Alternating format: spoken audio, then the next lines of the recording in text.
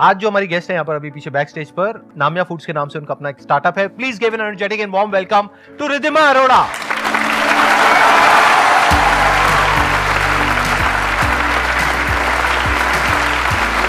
It's amazing to see you. Good to meet you. Please आइए, बैठिए जी आप लोग।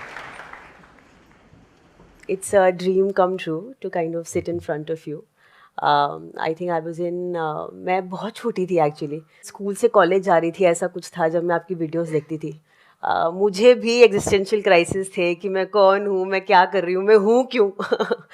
तो I think that's my first memory of you. आपकी ये एंटरप्रेन्योरशिप की जर्नी कब शुरू हुई, कैसे शुरू हुई, और क्या आपका बैकग्राउंड है बिजनेस का या फिर ये आपने खुद शुरू किया? मेरे फादर बिजनेसमैन हैं, तो जब मैं बड़ी हो रही थी तो मैंने घर में वो सारी बातें सुनी थी, तो आई थिंक सबकॉन्शियस लेवल पे मैं को काफ़ी हद तक बिजनेस समझ में आता था, ऐसा नहीं था, बट खुद कभी कुछ नहीं किया था मैंने।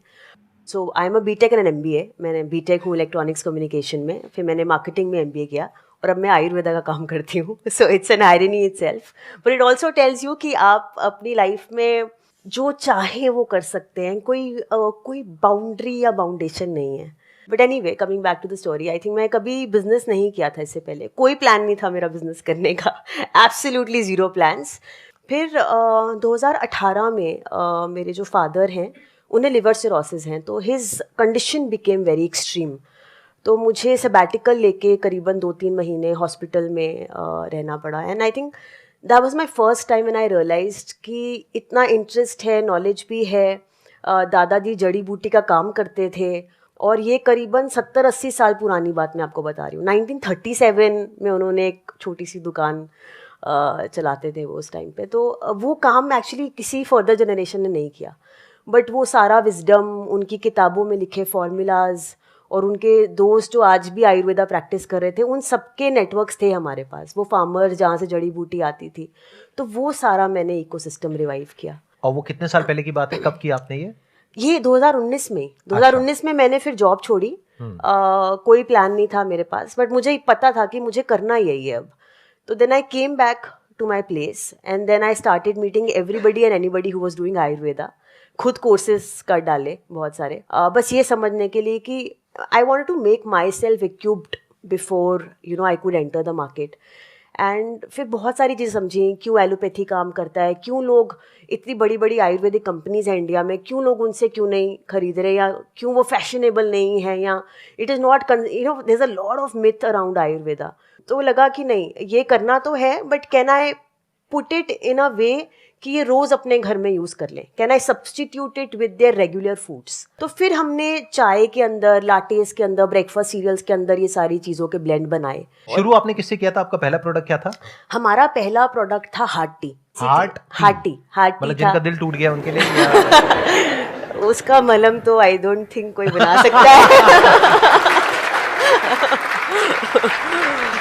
बट ये बीपी, कोलेस्ट्रॉल, इन सब चीज़ों के लिए करते हैं। और मतलब आप चाहो तो you can go and check out Arjuna छाल, अर्जुन के छाल के फायदे ढूंढना कभी, तो यू विल अंडरस्टैंड।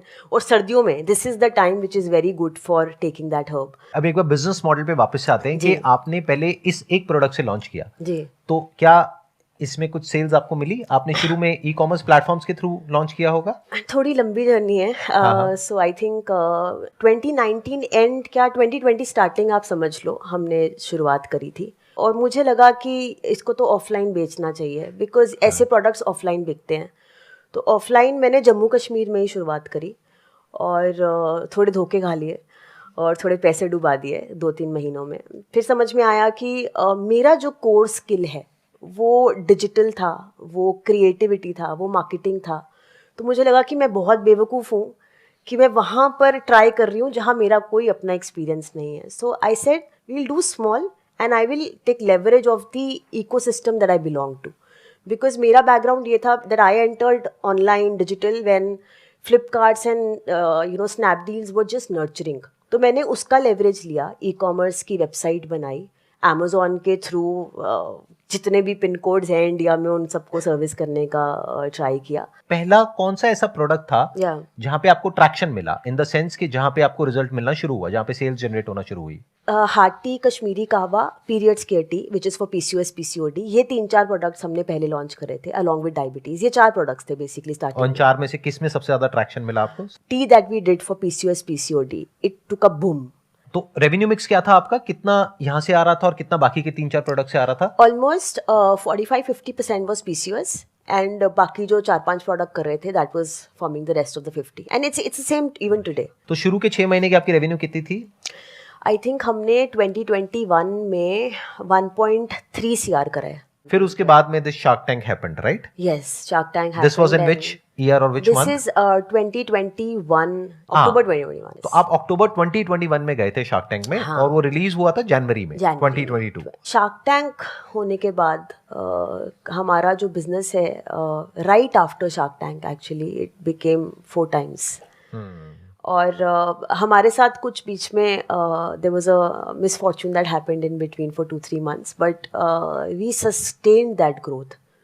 तो आज आई थिंक हम we are doing at least 6 times of what we did when Shark Tank happened to us in October. We saw our highest this Diwali, so and that was not And like what was that peak? अभी दिवाली पे कितना आपने किया we था? did 62 lakhs।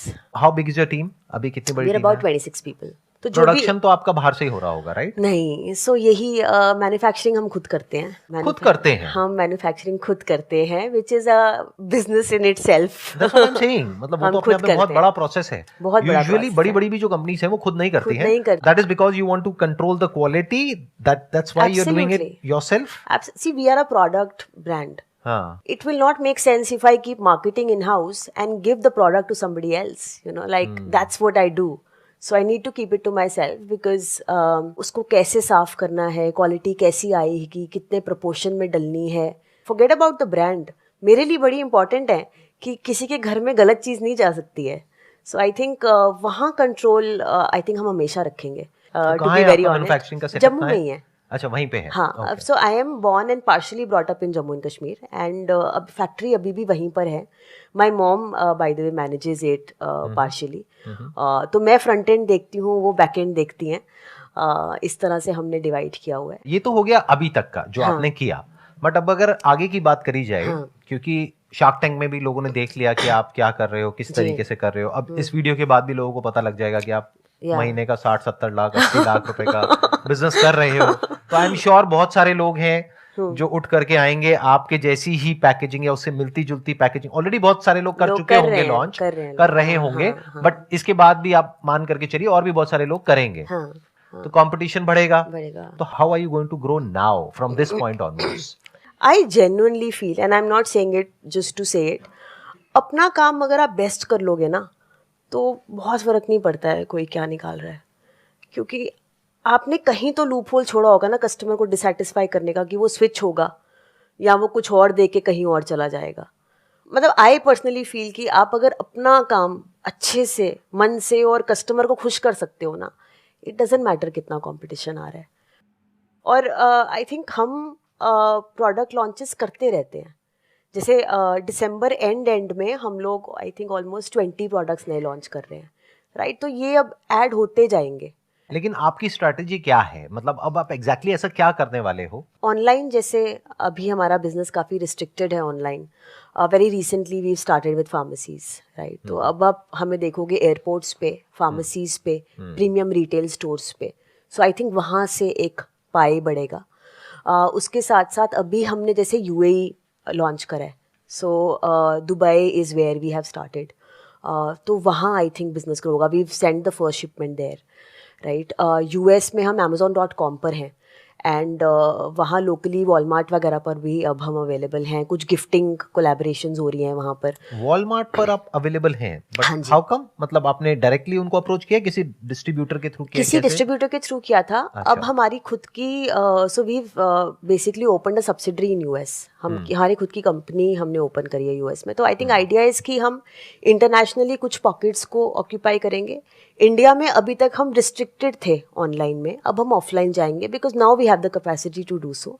So I think that's the intention. But as a brand I think we will always stand for healing you and helping you stop from going to a hospital. आपसे बात करते करते ना मेरे mind में एक idea आ रहा है, मतलब from the other side, may be ये आपके काम आए ना आए व्हाटएवर, तो मैं वैसे ही सोच रहा हूँ, आई एम जस्ट थिंकिंग कि अगर मेरे को ये पता लग जाए कि इतने आपके कस्टमर्स ने, नंबर ऑफ कस्टमर्स ने इस प्रोडक्ट को लिया, इसमें से इतनों ने मान लो 50% ने पॉजिटिव रिव्यूज दिए, 40% ने रिव्यूज नहीं दिए और 10% ने नेगेटिव रिव्यूज दिए। पॉजिटिव के ये रीजंस हैं, नेगेटिव के ये रीजंस हैं, और 40% जिन्होंने नहीं दिए उन्होंने नहीं दिए।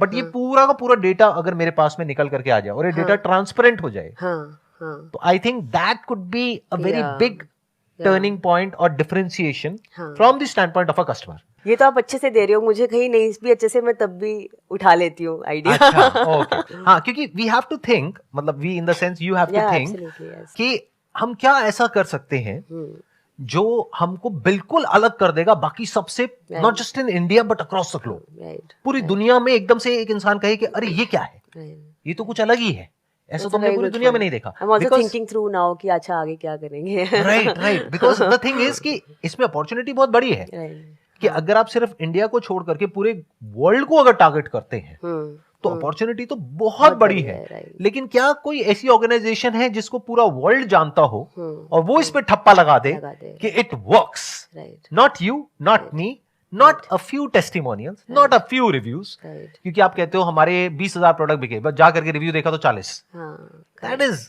Not that big a deal. वो 40 नकली भी हो सकते हैं, एवरीबडी अंडरस्टैंड दैट। तो अगर कोई थर्ड पार्टी उस पे स्टैंप लगा दे कि ये जेन्युइन है और ये डेटा है जो डेटा कह रहा है, इतने लोगों ने रिस्पॉन्ड नहीं किया, इतनों ने रिस्पॉन्ड किया, जितनों ने रिस्पॉन्ड किया उसमें से इतनों को फर्क पड़ा तो इतना परसेंट पड़ा, तो सामने वालों को एग्जैक्ट समझ आ जाएगा what is it that we are getting into. तो इंसान कहेगा अच्छा 500 रुपए का रिस्क है ना, बट पॉसिबिलिटी क्या है इसके काम करने की, अराउंड 20%, नॉट बैड। एक्चुअली आज भी काफी लोग रिव्यू पढ़ के ही आते हैं। राइट, हाँ, तो I completely agree with the point. Actually, we just need to structure it well. Right, structure it well and do it in such a way कि और कोई ना कर सके। जैसे अगर मेरे को एक आपकी जैसी कंपनी खोलनी है तो रिव्यूज मेरे लिए लाना कोई बहुत बड़ी बात नहीं है। Right. There are ways, सीधा उल्टा बहुत सारे तरीके हैं कि रिव्यूज आ जाएंगे। Absolutely, और जो आपके रिव्यूज हैं उनसे अच्छे भी आ जाएंगे। Correct, absolutely. और आपके खराब भी कर सकते हैं हम। करे लोगों ने ये भी किया है, on Amazon people have done that to us. So of course we see it every day. क्या कहना चाह रहा हूँ, तो कुछ ऐसा हो सके जिसका कि कोई तोड़ ना हो, इस तरह से एक ऐसा बिजनेस क्रिएट किया जाता है, एक ऐसे बिजनेस में जो कि बेसिकली एक कमोडिटी बिजनेस है, क्योंकि यहां से आपने खरीदा बेचा, उसमें एक ऐसा वो हो सकता है जो कि एक ब्रांड प्ले हो जाए, यानी कि एक ऐसा ब्रांड बन जाए that people start knowing this segment of herbal tease by your brand.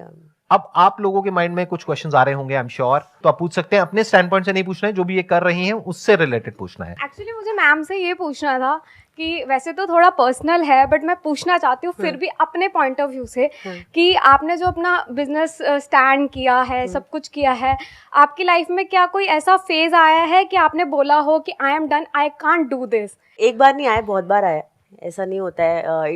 It isn't all glamorous. सबसे पहले तो मुझे लगता है कि स्टार्टअप्स को आजकल specially I think it's called very glamorous. हम ज़मीन पे बैठ के कई बार डब्बे भी बंद कर रहे होते हैं। I think it's not that way, but I think from a lens of entrepreneurship मैं आपको बता सकती हूँ कि थोड़ा सा परसिस्टेंट, थोड़ी सी परसिवियरेंस, पेशेंस की गेम है एक्चुअली एंटरप्रेन्योरशिप। और किसी भी टाइप का इशू आए, बी प्रोफेशनल, पर्सनल, जहाँ मुझे लगे कि मैं गिव अप करने वाली हूँ, मैं थोड़ा सा शांत होके इन्वर्ट हो जाती हूँ, और जहाँ से मुझे मतलब जो मेरी प्रॉब्लम का सोर्स है उससे मैं हल्का सा डिस्कनेक्ट करके अपने अंदर के जो थॉट्स होते हैं उनको रिवायर करती हूँ, अरेंज करती हूँ। और मेरे लिए डिवाइन से मांगना कि मेरे लिए क्या रास्ता है, that's my way of taking things forward in life. मतलब मैं हमेशा आई जस्ट एनालाइज कि हाँ भाई मतलब क्या चाहिए, क्या करूँ। So that's my way of doing it. सबका अपना अपना होता है, but for me it is usually going inwards and understanding that where do I belong.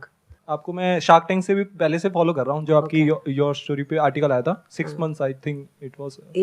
तो मैम आप, मेरे को इनके एथिक्स बहुत पसंद आए थे कि आप मतलब, क्योंकि मैं और भी सर्च कर रहा था ब्रांड्स और D2C के अंदर, वो स्टार्ट तो एकदम वो ऑर्गेनिक और उनसे करते हैं ओरिजिनल से, लेकिन एक बार जैसे ही मान लो सोशल मीडिया और पे इन्फ्लुएंसर्स बोल देते हैं कि ये सही है इनके इंग्रेडिएंट्स, और बाद में वो चेंज कर देते हैं, मतलब कॉस्ट कटिंग करने के चक्कर में या कुछ भी, और ऑर्गेनिक के अंदर भी वो फिर मतलब मिलावट और बहुत वो कर देते हैं। तो ये एथिक्स वाला जो होता है, ये मतलब क्या थॉट प्रोसेस रहता है कि हम एथिक्स पे स्टिक रहे?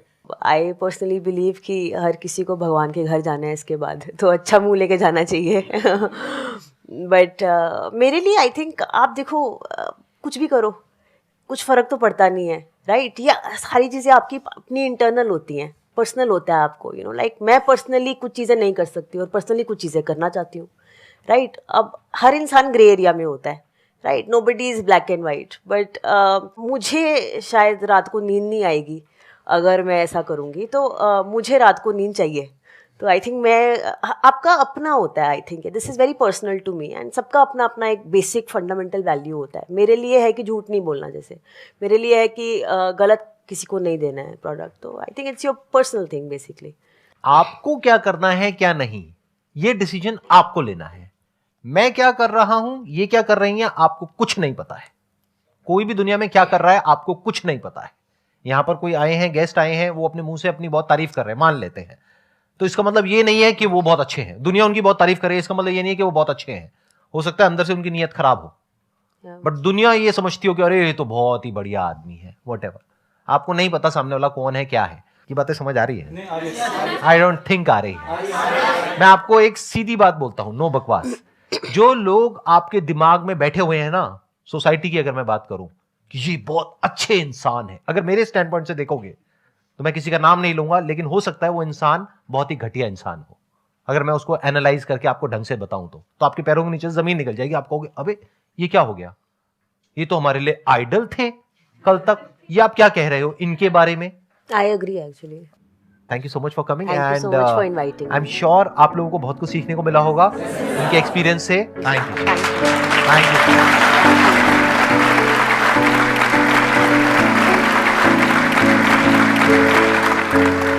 यू।